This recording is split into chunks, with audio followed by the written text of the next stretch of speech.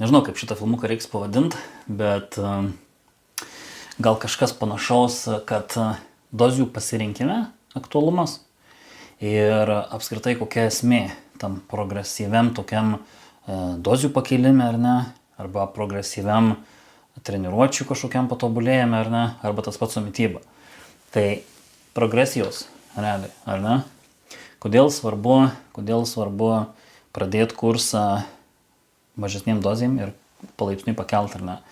Kodėl svarbu padaryti mitybą tokią, kada pradžioje labai lengvas yra deficitas, tada galbūt biškį sunkėja, ta prasme didėja. Tas pats su treniruotėm, ar ne? Pradžioje biškį lengviau, palaipsniui vis didėja progressive overload, ar ne? Po biškį vis pakelt. Tai visur yra lygiai ta pati esmė, homeostasis. Mūsų visa kūno sistema, pagrindinė apsaugos sistema, kad mes per daug nesikeistume, kad plius minus turėtume vietoj. Mūsų kūnas prisitaiko prie tokio, kai duodam stresą, bet visur yra tokios ribos, ar ne? Jeigu duodi streso per daug, pavyzdžiui, mityba per mažai kalorijų, tau kūnas pradeda taupyti ir pradeda mest lauk riebalą, raumenį, viską kuo greičiau, kad tik tu taptų mažesnis, lengvesnis ir ilgiau išgyventų. Tai tas pats su chemikalais. Jeigu tu labai paleisi didelį kiekį, greitai, iš karto, kaip ir pripranta, androgenai yra labai jautrus, bet didelis androgenų receptoriai yra labai jautrus, bet didelis jų androgenų kiekis, didelis kiekis chemijos, susijungia su jais iš karto labai greitai, ar ne, ir tas pripratimas, pavadinkim paprastai, tiesiog įvyksta labai greit. Ir kaip pripranta, androgenai ir androgenų receptoriai prisitaiko vienas prie kito kiekio plius minus, ar ne, pripranta prie to kiekio, kokį mes turim, ar tais androgenų receptorius padarydamas netokius jautriais, arba jų kiekį sumažindamas, arba metabolizuojant chemikalus kepenyse, inkstuose, tas prisitaikymas visada vyksta, ar ne.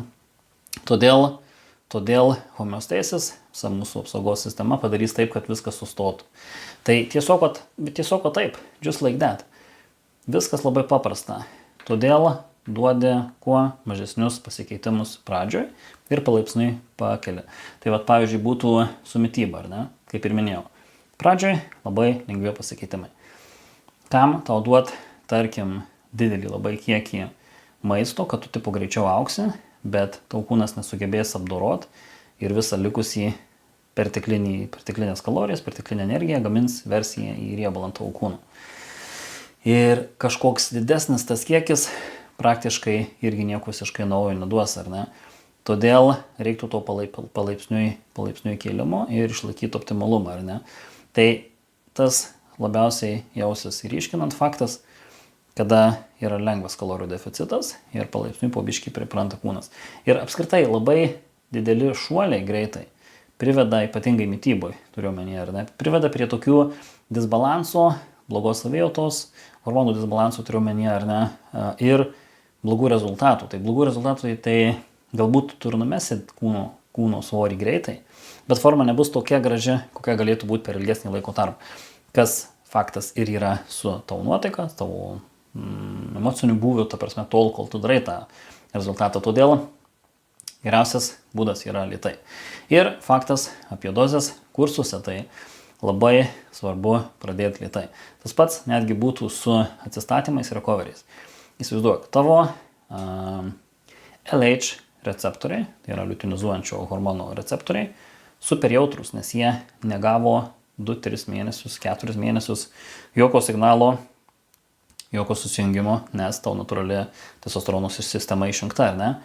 Ir tu iš karto per vieną injekciją, darydamas atsistatymą, suleidė 1000 vienetų arba daugiau pregnilių. Kas yra galbūt 2 kartus daugiau negu per visą savaitę natūraliai gaminamas normaliu kiekiu.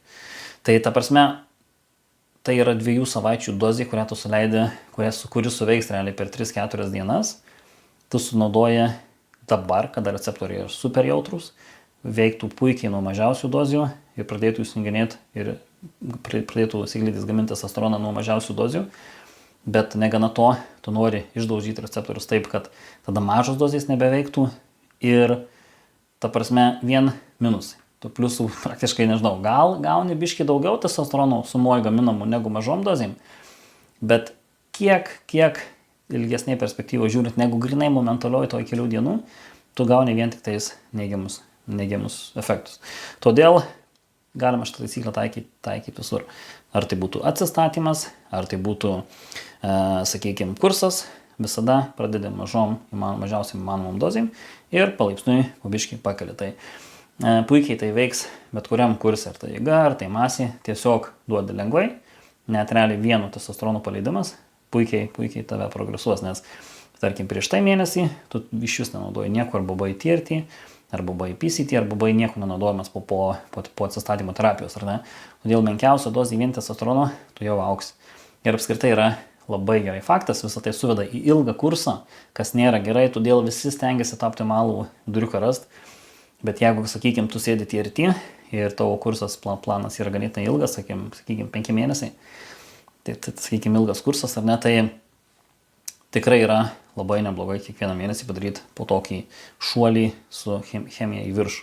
Tarkim, tavo pykiniai dozė yra ten, tebūnie galbūt 750 mg testo, kaip didesnis kursas, pavadinkim, tada kažkoks galbūt NPP šalia, trenas galbūt šalia, bolda galbūt šalia, arba kažkas iš oralinių preparatų, navaras, nodrolas, nustrolis ir panašiai, ir ne, tokie chemikalai šalia, bet čia būtų pykiniai ir tada pasiskaičiuoja žemyn kelis žingsnių žemyn, tai tarkim kelis sumažėjimus, tai jeigu čia buvo didžiausia, tai po kiekvieną mėnesį vis po biškį sumažina. Ir faktas pradeda nuo mažiausių ir kyli po biškį. Tai ir tikrai pamatysi, kaip kiekvieną mėnesį vis pakeldamas dozę į viršų, tu pasieksi vis geresnius rezultatus. Nes galbūt puikiai esi pastebėjęs, kaip pradedi tą standartinį paprastą kursą. Pirmas 4-5 savaitės puikus atrodo rezultatai, viskas gerai ir atsigauna faktas iš senų, galbūt ir ta naujesnė forma, arba kai tu esi net ir naujai pradedantis, sportuojantis, naujas žmogus, kuris greitai pradeda kursą. Pirmas mėnuo puikiai. Antras mėnuo įpusėje jau pradeda stoti rezultatas ir viskas, visą likusį kursą tu praktiškai stoji ant vietos, vos keičiasi kūnas. Tai va tai puikiai indikuoja tai, kad homeostasis apsauginė sistema padaro taip, kad tu sustotum vietoj ir būtent tiek, kiek hormonų turi, tik tiek ir tu stovėtum ant vietų, su tiek, kiek hormonų dabar turi, stovėtum vietų. Todėl apėjimas faktas pakel dozę, bet pakilimas dozės veda faktas prie daugiau šalutinių efektų, todėl kiek įmanoma pradėti su mažiausiai įmanomom dozėm ir palaipsniui po biškį kelt. Ir faktas išlaikyti sumoja, svarbu išlaikyti šalutinių efektų išvengimą, ar ne? Tai reiškia, tas dozės irgi reikia rinktis tokias, kad konvertizuotum į estrogeną būtent tiek, kiek tu toleruoji, arba tiek, kiek jauti, kad tau užtenka aromatase inhibitorių, kad tas testosteronas ir estrogenas būtų geras. Pasirinkti šalia elementus tokius, kurie galbūt tau tiktų puikiai tavo recovery, ta prasme, kad netrukdytų, kad chemikalas ganėtinai greitai išsivaikštų iš tavo sistemos, todėl turėtum pasirinkti ganėtinai greitus esterius, greitus chemikalus, kurie nesustojo tavo sistemai per ilgai. Ir faktas atsižvelgti kitus faktorius, kad kiti hormonai būtų tvarkoj ir vietų, nes didelis kažkoks tais išbalansavimas, kartais netgi tose vis kylančiose dozėse, kas mėnesinėse ar ne, mėnesį kylančios dozės, ne visada tau duos plius, jeigu, tarkim, per didelis kiekis tam tikro chemikalo, pavyzdys trenas, ar labai sunkus chemikalus kūnai, vis jį keliant, tai yra tokia riba, kada sukuri savo daug šalutinių efektų ir pliuso ganėtinai mažai, sakykime. Augimas tik vos padidėja, o šalutinių efektų gerokai daugiau padidėja. Tai, tarkim, blogai išsimiegi, blogas recoveris dėl to, kad miegas suprastėjęs, prakaitavimas galbūt. Ir tokie dalykai, kurie galbūt duoda daugiau žalos negu naudos. Todėl vėlgi, tą pykinę formą, tą didžiausią formą rekomenduočiau irgi laikyti tokią, kurią tu tvarkingai moki managint ar ne, išlaikyti tvarkingai be kažkokių didesnių šalutinių efektų. Tai va, galbūt tiek apie homeostasis ir išlaikymą tą progresijos, kad pasiektum maksimaliai optimalų rezultatą tiesiog optimalų rezultatą, ar ne, kad išvengtum šalutinių efektų, kad progresas būtų didžiausias, grinai optimaliausias, tobuliausias būtų pasirinkimas būtent toks. Tai va, trumpas filmukas apie tai ir jeigu patiko filmukas, spausk like ir subscribe ir susimatysim kitame. Iki.